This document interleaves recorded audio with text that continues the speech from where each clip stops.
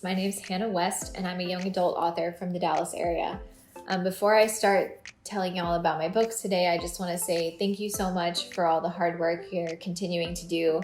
I know it's challenging right now to make sure that you get resources to your patrons and your students to make sure they can continue enriching themselves.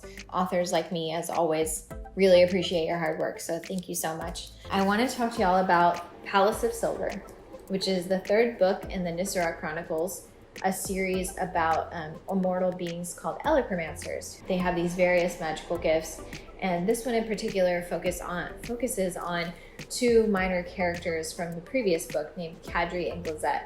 They help defeat an Electromancer tyrant from in the last book, and now they are queens of neighboring kingdoms, and all they want is for their kingdoms to be peaceful.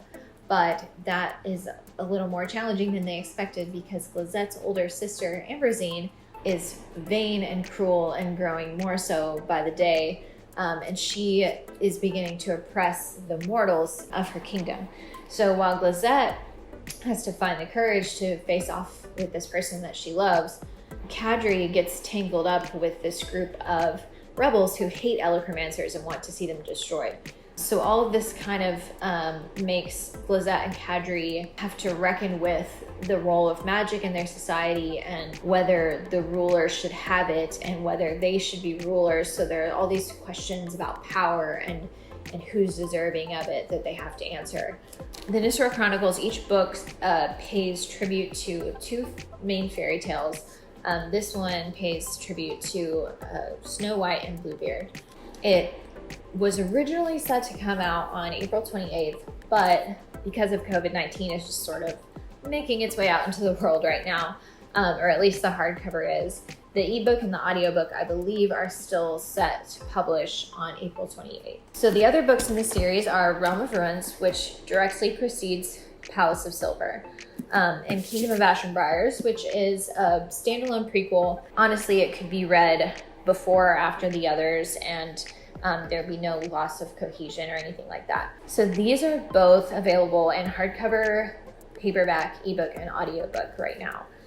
Comparable titles would definitely include the Ravenspire series by C.J. Redwine and the Lunar Chronicles by Marissa Meyer. As far as the inspiration goes, I grew up reading Robin McKinley and Gail Carson Levine and just loving fractured fairy tales, and I wrote them for fun all the time from the time that I was a kid.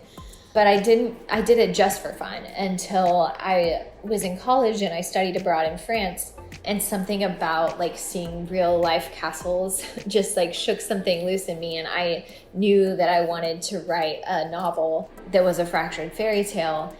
Last but not least, I wanted to tell y'all about The BITTERWINE OATH, which is a Southern Gothic contemporary fantasy coming December 1st, 2020. It's set in a small town in the East Texas Piney Woods, and it follows a main character named Natalie. The town has this history of cult murders. So every 50 years, 12 men are murdered in a church sanctuary, and no one really knows who did it. But there are suspicions surrounding Natalie's great-great-grandmother.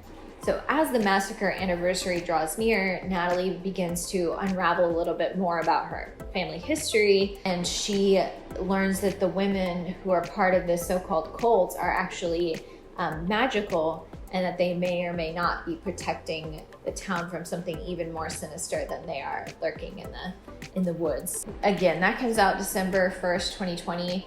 So that's it for now. If you want to know more about my books, you can visit hannahwestauthor.com or follow me at hannahwestya on Instagram and Twitter. Thank you so much for your work again, and stay well.